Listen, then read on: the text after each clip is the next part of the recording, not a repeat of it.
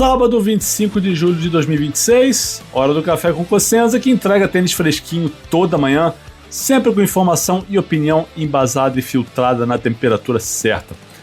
Hoje eu vou falar sobre os desfalques de Jannik Sinner e Novak Djokovic, que já avisaram que não vão jogar o Masters 1000 de Montreal, que começa no dia 2 de agosto. Tá pertinho. Lembrando que o Carlos Alcaraz, lesionado, também já avisou que não vai jogar, talvez volte em Cincinnati 10 dias depois. Vamos falar sobre isso, vamos conversar, vamos tentar entender os porquês dessas ausências e causas e consequências disso. Bom, a notícia é essa, né? Sinner e Djokovic estão fora de Montreal.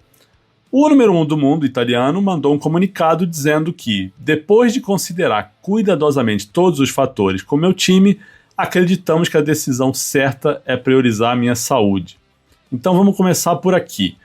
O Sinner não está jogando desde o Wimbledon. Não vai jogar o ATP 500 de Washington, que começa nessa segunda-feira, e ainda vai ficar fora do primeiro Masters 1000 antes do US Open. Vai jogar só Cincinnati. Por quê? Aliás, antes de entrar nisso, tem uma coisa importante aí que é o seguinte: o Sinner, não indo a Montreal, ele já abre mão dessa possibilidade de se tornar o primeiro tenista da história a vencer todos os Masters 1000 numa temporada. Ele ganhou todos os 5 que foram jogados até agora: Indian Wells, Miami, Monte Carlo, Madrid e Roma. Tudo bem, ainda faltam 4, é muita coisa pela frente. É realmente improvável, né? Seria improvável que ele ganhasse os próximos 4, mas a chance estava lá, né? A possibilidade está viva, ou estava viva até ele anunciar essa desistência. Mas por que ele vai, né, só para Cincinnati? E por que ele não joga Montreal e não Cincinnati, né? Primeiro, o que eu acho interessante e importante lembrar é que com esse calendário do jeito que ficou, tentando inflar os Masters 1000, ampliar, aumentar o número de dias e, consequentemente, o número de sessões que se vende ingresso para valorizar, né, tudo. Esse calendário ficou meio maluco nessa sequência de Montreal-Toronto, né, porque esse Masters 1000 ele é um ano em Montreal, um ano em Toronto. Este ano agora é em Montreal. Mas o calendário ficou meio louco, porque eles queriam expandir tanto o Masters 1000 do Canadá quanto o Masters 1000 de Cincinnati, só que não tinha 2 semanas vazias no período. Então o que eles fizeram? Cada um desses torneios é disputado em 1 semana e meia, o que é meio esquisito, porque Montreal começa no dia 2 de agosto, que é um domingo, e termina no dia 13, que é uma quinta-feira. Sim, a final de Montreal é uma quinta-feira. É bizarro. E Cincinnati começa no mesmo dia, nessa mesma quinta-feira, e termina no dia 23, que é um domingo. Beleza, né? Então, a gente imagina que um cara como o Sinner, que seria favorito nos 2 torneios, precisaria fazer 10, 12 jogos em 3 semanas. E não é exatamente uma sequência leve, suave para o corpo. E aí, se é para escolher entre os 2 torneios, me parece compreensível, lógico até, que a ideia seja jogar o torneio que está mais perto do US Open, né, para ter o ritmo de competição. E aí a opção por Cincinnati me parece óbvia, né? Agora, pensa comigo, tá? Uma mudança de calendário que foi feita para fortalecer e ampliar esses 2 torneios, né? Repito, aumentando o número de dias, número de sessões, valorizando os direitos de transmissão, porque são mais dias com jogos. Olhando agora essas desistências, vendo que o número 1 do mundo e o tenista de maior currículo em atividade, Novak Djokovic, não vão jogar, será que isso não enfraqueceu esse torneio do Canadá, Montreal e Toronto? Porque eles também não jogaram o Toronto ano passado, se eu me lembro bem, né? Então é muito louco isso, né?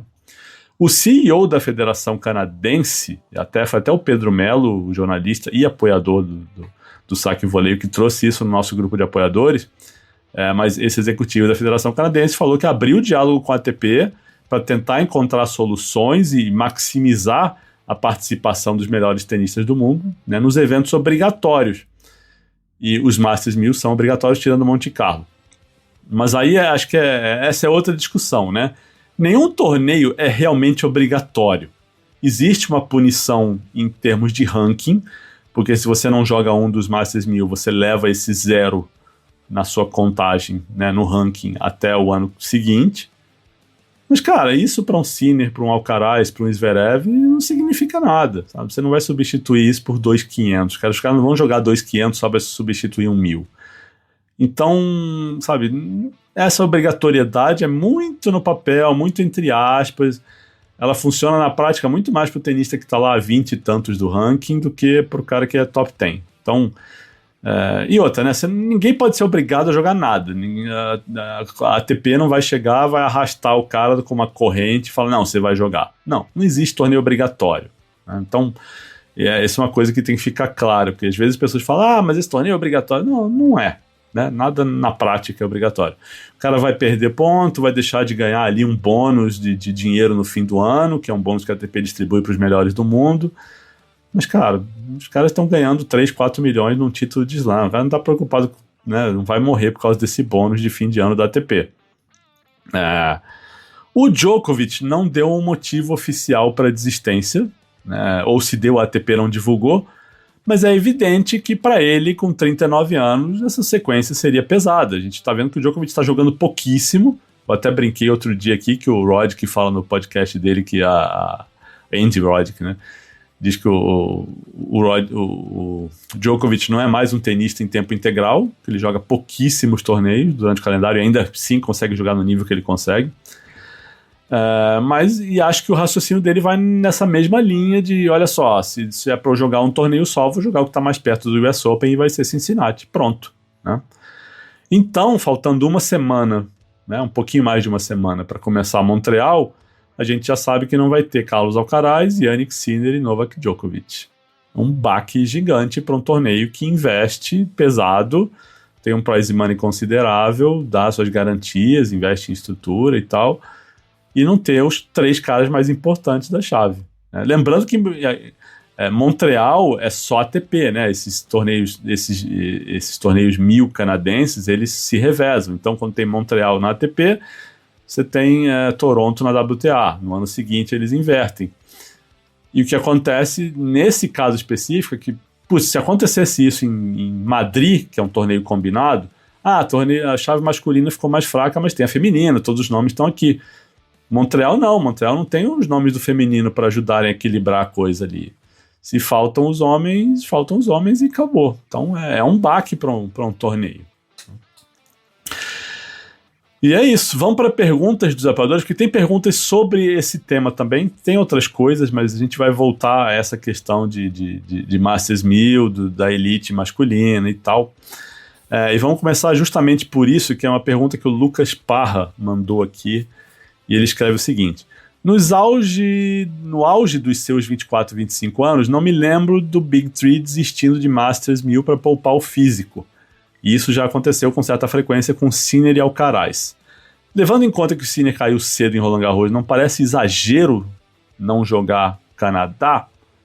Eu acho que o Roland Garros já nem entra nessa equação, Lucas. Mas eu não sei se é exagero. O fato é que as coisas vêm caminhando lentamente para isso, que não é uma coisa de hoje.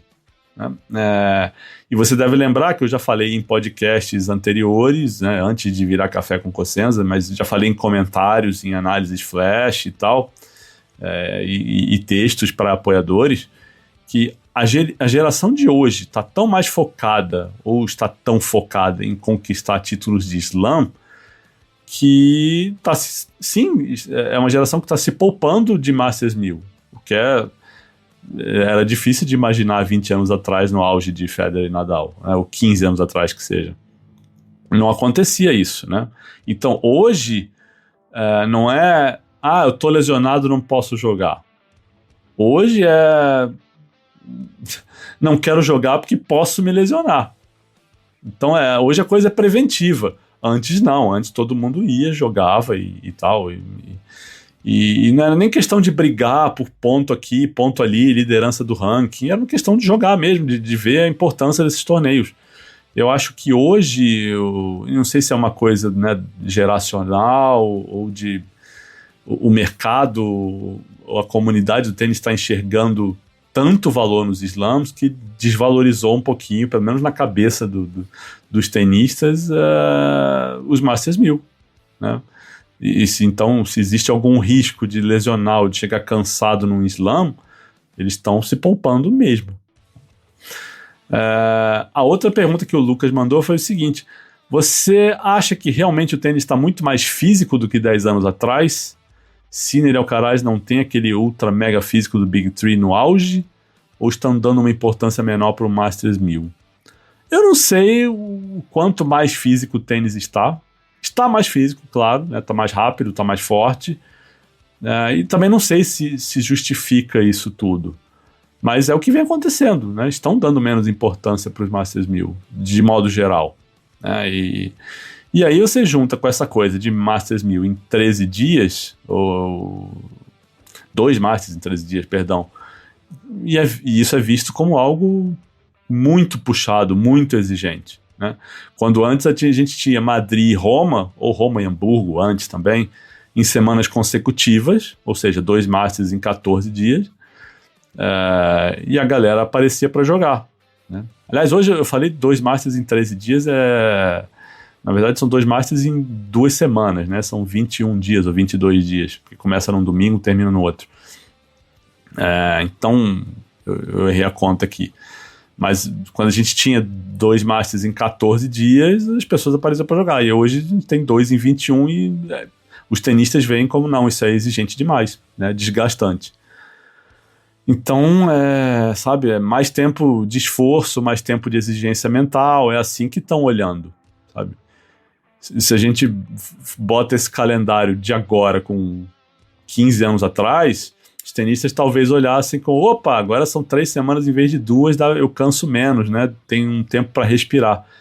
Mas hoje, do jeito que o circuito tá, o olhar é muito mais nesse sentido de mais tempo de esforço, de mais tempo de exigência mental, de passar mais tempo, né, envolvido com o evento. E isso tem seu desgaste, né? Causa seu desgaste.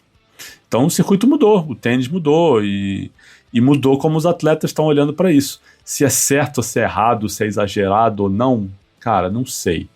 Mas está acontecendo isso. Vamos para uma pergunta do Matheus Martins agora. Ele escreve assim: outro dia eu vi um comentário dizendo que Gabriel Bortoleto na Fórmula 1 sofreria menos pressão em comparações com Ayrton Senna do que Rubens Barrichello e Felipe Massa sofreram em suas épocas. A justificativa era que com a renovação do público, uma parcela significativa dos torcedores não acompanhou Senna em atividade e por isso tende a enxergá-lo mais como uma lenda da história do esporte do que como um parâmetro imediato para os pilotos brasileiros atuais. Pensando nisso, será que o mesmo pode acontecer no tênis? Você acha que o público de hoje tende a esperar menos que João Fonseca alcance o patamar de Guga, ao contrário do que aconteceu com Belucci e Sareta, que surgiram logo após a era Guga e foram constantemente comparados a ele? Não sei, Matheus, eu gostei dessa pergunta, porque eu fiquei na dúvida aqui mesmo sobre o que pensar. A Fórmula 1, eu acho que teve uma lacuna ali depois do Massa até o Bortoleto. E aí eu acho que isso ajuda um pouco, sabe? Eu acho que passou o tempo. Eu nem acho que o Massa teve tanta pressão ou tanta expectativa. Eu acho que a Globo criou uma expectativa em cima do Massa que nem era tão justificável assim, mas aí é a opinião minha, discordem à vontade. E o Bortoleto, acho que sim, a coisa já foi mais moderada, já passaram algumas temporadas de Hamilton e Verstappen dominando e, sabe, alguns anos sem brasileiro na categoria, ou sem brasileiros, né? Então, acho que se tinha expectativa, se havia, né, elas foram lá para baixo, e acho que parte do público também entendeu que, cara, não vai ser todo dia, o nível é outro, sabe? Para chegar lá em cima, não é qualquer brasileiro que vai chegar. No tênis, eu acho que o público de tênis tem um entendimento legal, mas quando você fala público de hoje, se a gente falar em público geral, eu acho que muita gente ainda olha para o tênis e fala, tem que ganhar um slam. Eu acho que existe isso, né? E aí se você soma essa falta de conhecimento, que é normal, né? Ninguém é obrigado a ter uma compreensão da dimensão da coisa, do que é ganhar um slam quando está começando a acompanhar um esporte. E se você junta isso com o hype, que é um hype exagerado que vem de alguns sites, de alguns perfis, de alguns influenciadores, aí a coisa complica. Sabe? Eu acho que o João vai ter mais expectativa, mais cobrança do que o Bortoleto, sem dúvida, sem dúvida. Né? O Bortoleto está numa equipe pequena, acho que as pessoas entendem isso já com alguma clareza. O João Fonseca não, o tênis não tem equipe, né? Aliás, o que mais tem é a gente cornetando a equipe do João Fonseca, que ele deveria troca de técnico, troca disso, troca daquilo, monta calendário, tá jogando muito pouco. Nossa, hoje o senhor Luiz me mandou uma pergunta aqui que quase me ofendeu, porque eu achei que ele conhecesse mais de tênis. Eu vou chegar nesse assunto daqui a pouco, né? Mas era uma corneta sobre o calendário do João, dizendo que o João joga pouco. Já chego nesse assunto aí. Mas eu acho que o João vai ter uma expectativa maior, uma cobrança maior, um acompanhamento maior do que o Bortoleto, que me soa meio bizarro, mas acho que sim, muito por falta de conhecimento, muito por causa de um hype exagerado, mas vai ter, acho que vai ter. Posso estar errado, espero estar errado, mas eu acho que vai ser assim, tá? E já que eu toquei no assunto agora, eu vou pegar aqui a pergunta do senhor Luiz, a questão que ele levanta, porque ele mandou num grupo que estamos nós dois e uma pessoa importante do meio musical. Não vou falar o nome dele aqui porque eu não sei se eu posso, mas ele botou lá uns números dizendo que o João joga pouco, que jogou poucos torneios, menos torneios que a maioria nas últimas 52 semanas. É um levantamento meio que não coloca o contexto exato da coisa, né? Até porque esse ano o João não tá fazendo um calendário com menos torneios que a maioria dos tenistas, tá bem equiparável ali, né? Ano passado é diferente, não só porque o João tinha menos, né, idade, um corpo menos preparado, mas também porque o João fez um primeiro semestre, ou um período ali que foi de novembro de 2024 até março de 2025, que ele jogou mais que a elite inteira do tênis. Então era óbvio que a partir de um momento eles iam pegar mais leve no calendário para não estourar um garoto de 18 anos, que para mim faz todo sentido do mundo que ele tenha jogado menos no segundo semestre do ano passado. E nem jogou tão menos assim, não. Jogou um pouco menos, não foi ali para a Ásia, mas, cara, tem nada absurdo no calendário do João, no sentido de, ele tá jogando muito menos que os outros. E não é essa vibe, tá? Mas deixa eu ver aqui a pergunta do senhor João, do senhor Luiz aqui. Peraí, cadê? Ah, sim. O João, nos longos intervalos de torneios, não deveria estar na Espanha ou na Flórida batendo com outro top 30 em vez de estar jogando com o pegador de bola da Hípica ou vice-campeão carioca sub-14? Cara, primeiro que ele não teve longos intervalos de torneio, não, viu? Ele teve um intervalo ali, se eu não me engano, depois de Miami, antes dele voltar para a Europa. Mas aí ficou a temporada de Saibro toda lá, e agora tá no Rio de Janeiro, voltando de Wimbledon e de UTS, e ainda assim tava treinando com o Cameron Norrie lá. Então, e não faz essa diferença toda, assim. Já conversei com treinadores e tal, assim, esses períodos de treino, o período que fica no Rio de Janeiro, primeiro que tem um período de descanso que é necessário, e depois, cara, dependendo do que você treina, não é essa diferença toda você tá treinando com um tenista local, tá? Depende do que você treina, depende da necessidade da época. Óbvio que é sempre melhor você estar treinando. Se você pudesse treinar com o Sinner toda semana ou com o Alcaraz toda semana, seria uma coisa. Mas, né, nem o Sinner e o Alcaraz treinam toda semana com Sinners e Alcarazes. Seguindo adiante aqui, duas perguntas do Pedro Melo. Boas questões que ele levanta aqui. Como sempre, né? Pedro Melo é bom. Você acredita que a gira de saibro da América do Sul pode seguir mesmo com a mudança do Rio e Buenos Aires para a quadra dura, seja em fevereiro ou no fim do ano? São muitos tenistas sul-americanos que somam pontos importantes no saibro que devem cair no ranking com menos torneios no saibro. Até quando o Pedro mandou essa pergunta no grupo, eu perguntei para ele, então o que você está sugerindo? Ou que outros torneios fiquem com os lugares de Rio e Buenos Aires? E ele falou que seria essa a hipótese, né? Rio e Buenos Aires seria um torneio de quadra dura em outros momentos, ficaria Santiago no saibro, com outros torneios no saibro ocupando essa lacuna. Eu acho muito difícil, muito improvável isso acontecer, Pedro, porque a ATP está falando em reduzir o número de torneios e como o Rio e Buenos Aires não desapareceriam do calendário, alguém teria que tirar 2 torneios de algum lugar e botar no Saibro junto com o Santiago. Eu acho isso improvável. Mais improvável ainda é a ATP criar espaços no calendário para colocar mais 2 torneios. Né? Mesmo entendendo essa dinâmica, putz, seria legal ter uma gira no Saibro na América do Sul. Acho muito difícil isso acontecer. Eu acharia super interessante, eu adoraria, mas eu não vejo um cenário em que isso vá acontecer.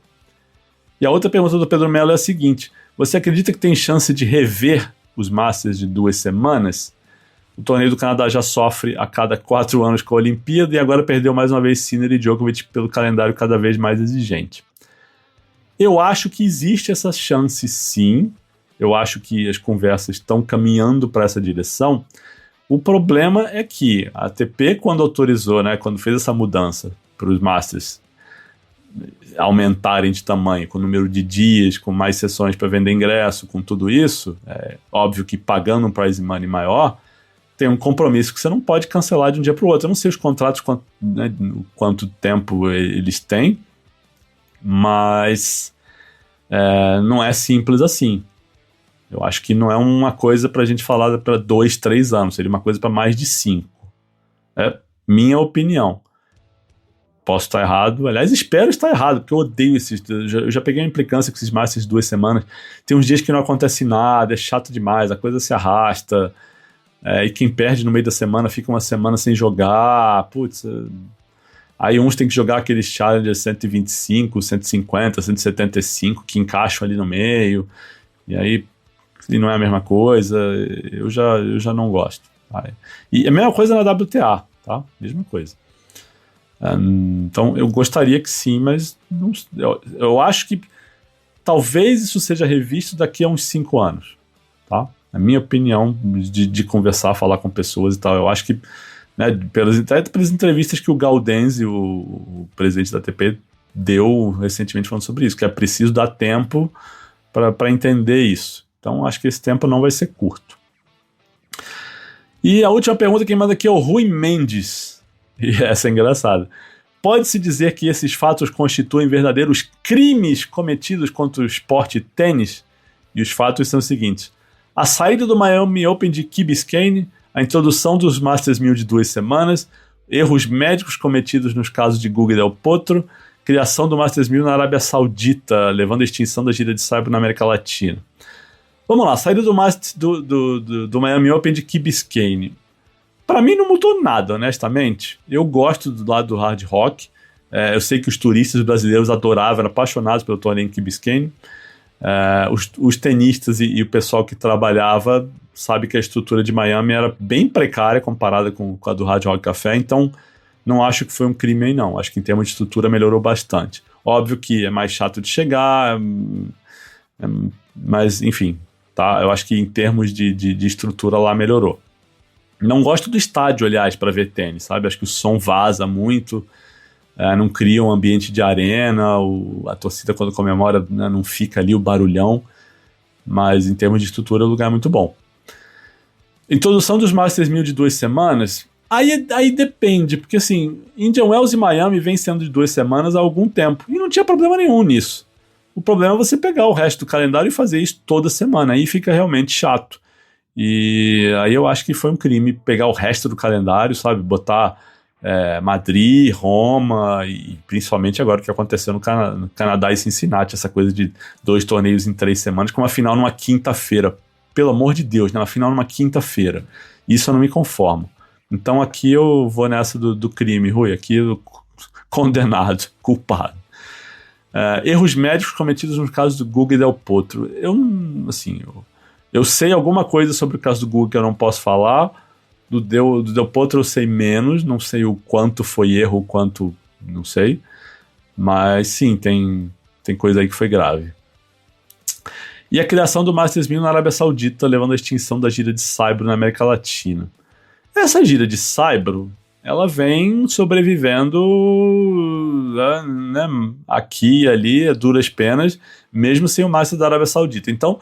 Eu não acho justo botar o fim dessa gira na conta da Arábia, sabe? Dos sauditas. Até porque o Rio já quer mudar para quadradura há muito tempo, independentemente de Arábia ou não. Então, eu acho que eu não boto na conta dos sauditas, tá?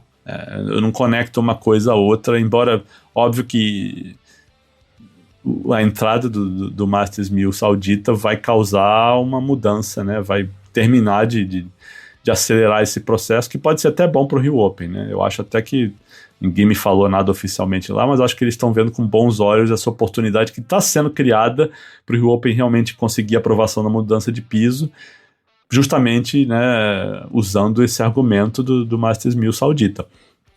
Acho que eles estão gostando. Ninguém me falou, eu sinto isso, tá? Então, assim, se foi um crime, não acho que foi um crime, não. Acho que meteram dinheiro lá, ajudaram o tênis e bacana, né? Agora, tem que aproveitar esse dinheiro, né? Mas é isso. Beleza, gente? Obrigado para quem ouviu até aqui. Um ótimo sábado para todo mundo. Lembrando que não tem café aos domingos, então voltamos na segunda-feira. E já aviso, gente, segunda-feira eu vou tirar uns dias de folga, não vai ter café todos os dias, mas no episódio de segunda eu vou reforçar isso, vou dizer exatamente quais os dias que não vai haver café. Provavelmente terça, quarta e quinta. Provavelmente eu volto na sexta, tá? Quer dizer, o café volta na sexta, na quinta-noite provavelmente eu vou conseguir gravar. A não ser que aconteça algo revolucionário e eu tenha que gravar um episódio, um comentário urgente nessa mini viagem que eu vou fazer com a minha esposa e meu filho. Beleza? Então, repito, um bom sábado para todo mundo, um bom fim de semana e um abraço.